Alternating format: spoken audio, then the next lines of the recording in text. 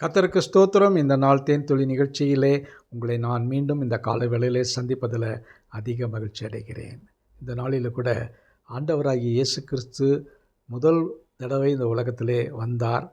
மீண்டும் ராஜாவாக திரும்பி வரப்போகிறார். இந்த முதல் வருகையிலே அவர் வரப்போகிறார் என்று தீர்க்கதரிசிகளால் ஏசாயா போன்ற தீர்க்கதரிசிகளால் முன்னுரைக்கப்பட்டது. அதை எதிர்பார்த்து அநேக மக்கள் காத்திருந்தாங்க.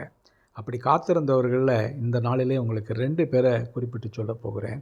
ஒரு வயது மிகுந்ததான ஒரு வயோதிபர், அவருடைய பெயர் சிமியோன் தாத்தா என்று சொல்வார்கள். லூக்கா எழுதின சுவிசேஷம் 2ஆம் அதிகாரம் 25வது வசனத்தில் அவரை குறித்து சொல்லப்பட்டிருக்குது. சிமியோன் அவரை குறித்து சொல்லும் பொழுது, அப்பொழுது சிமியோன் என்னும் பேர் கொண்ட ஒரு மனுஷன் எருசலேமில் இருந்தான். அவன் நீதியும் தேவ பக்தியும் உள்ளவனாயும் இஸ்ரவேலின் ஆறுதல் வர காத்திருக்கிறவனாய் இருந்தான். அவன் மேல் பரிசுத்தாவியாக இருந்தார்.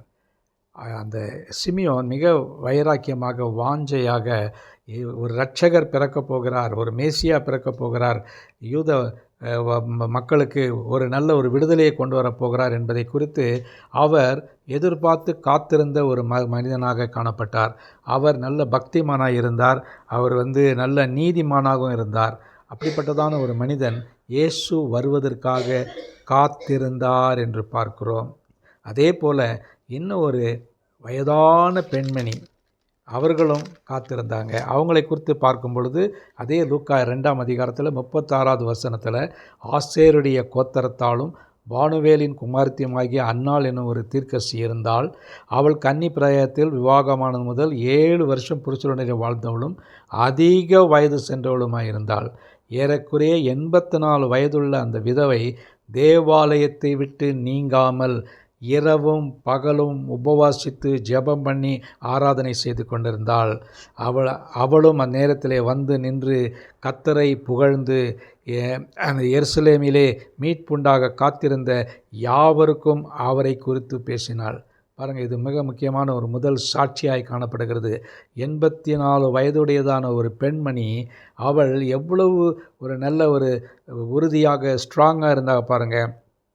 தேவாலயத்தை விட்டு நீங்காமல் இருந்தால், இரவும் பகலும் உபவாசம் பண்ணா, ஜெபம் பண்ணா, ஆராதனை செய்து கொண்டு அவர் கர்த்தர் அவர் எதிர்பார்த்து காத்திருந்தார். ஏற்கனவே சொன்னேன், சிமியோன் தாத்தா காத்திருந்தால், இந்த அன்னாள் அவர்கள் 84 வயது வரை காத்திருந்தார்கள்.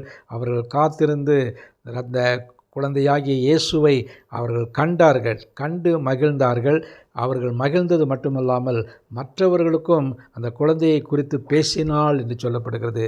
இன்றும் கூட இயேசுவை நாம் நன்றாக அறிந்திருக்கிறோம், நன்றாக தெரியும். ஆனால் அவரை குறித்து பேசுகிறது கிடையாது, அவரை குறித்து மற்றவர்களிடத்தில் சொல்ல கிடையாது. நன்றாக கிறிஸ்மஸை கொண்டாடுவோம், எல்லா காரியத்தையும் கேரல் பாடுவோம், எல்லா காரியங்களும் இருக்கும். ஆனால் அவரை குறித்து சாட்சியாக இயேசுதான் இரட்சகர், இயேசுதான் ஆண்டவர், அவர்தான் வரப்போகிற ராஜா மேசியா என்று நம்ம அறிக்கை செய்ய வேண்டும், மற்றவரிடத்தில் சாட்சியாக பகிர்ந்து கொள்ள வேண்டும். அப்படி செய்வோம் என்று சொன்னால் அதுதான் ஒரு உண்மையான கிறிஸ்மஸை அனுசரிக்கிற காரியமாக இருக்கும். எப்படி இந்த 2 பேரும் இயேசுனுடைய வருகைக்காக காத்திருந்தார்களோ, நாமும் கூட அவருடைய 2வது வருகைக்காக நாம் காத்திருக்க வேண்டியவர்களாக இருக்கணும். காத்திருக்க வேண்டும் என்று சொன்னால் நமக்கு ஒரு நல்ல ஒரு ஆவிக்குரிய பலமுள்ள ஒரு வாழ்க்கை காண வேண்டும். பயமும் பக்தியும் பரிசுத்தமுள்ள ஒரு வாழ்க்கையை நாம் வாழ்வோம். இதை நாம் பிரதிக்கினையாக எடுத்துக்கொள்வோம். இந்த வேளையில் ஆண்டவரே, நாங்களும் இவர்கள் இருவரைப் போல உமக்கென்று காத்திருக்கிறவர்களாக எங்களை மாற்றும் என்று கேட்போம். நல்ல ஆண்டவரே, வேதத்தில் சிமியோன் தாத்தாவையும் அன்னாள் பாட்டியையும் குறித்து மிக அழகாக குறித்து வைக்கப்பட்டதற்காக ஸ்தோத்திரம். அவர்கள் எப்படி இயேசு எதிர்பார்த்து காத்திருந்தார்களோ அதை போல் நாங்களும் கூட ஆண்டவரை எங்களுடைய இருதயத்தில் ஏற்றுக்கொண்டிருக்கிறோம். 2ஆம் தரமாக வரப்போகிற இயேசுவை ராஜாவாக நாங்கள் ஏற்று ஆண்டவரே, அவருடைய வருகைக்கு காத்திருக்க எங்களுக்கு உதவி செய்யுங்க. மீட்பர் இயேசுவின் நாமத்தில் ஜெபிக்கிறேன் நல்ல பிதாவே, ஆமேன் ஆமேன். கர்த்தர் உங்களை ஆசீர்வதிப்பாராக. இந்த நாளிலே காத்திருப்போம், எதிர்பார்ப்போம், பெற்றுக்கொள்வோம். ஆமேன்.